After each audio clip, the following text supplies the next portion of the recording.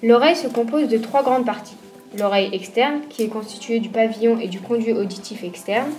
L'oreille interne, qui englobe la cochlée et le vestibule postérieur.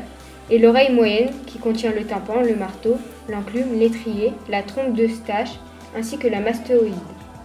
L'oreille est un organe pair qui assure 2 fonctions distinctes, l'audition et l'équilibre.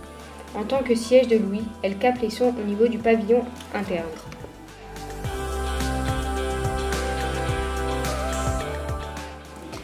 Le son a 2 définitions principales. Il est tout d'abord un phénomène physique. Les vibrations sonores qui se propagent dans l'air ou dans l'eau forment des sons. Ceux-ci sont ensuite captés par nos oreilles et transmis au cerveau qui les décode ensuite. Le son se mesure en décibels et se caractérise grâce à 2 paramètres. La hauteur grave-aiguë qui est associée à la fréquence et se mesure en Hertz. L'intensité fort-faible qui se mesure en décibels.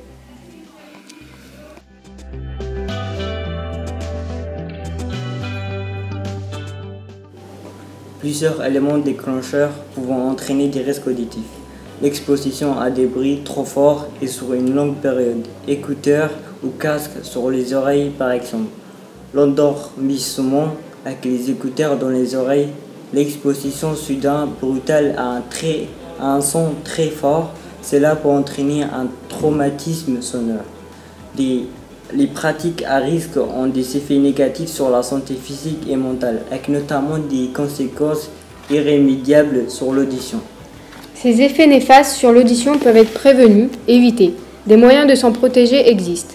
En concert, en boîte de nuit ou festival, il est primordial de porter des protections auditives pour limiter les conséquences des sons élevés sur son audition et ne pas se situer à proximité des enceintes où le niveau est le plus intense.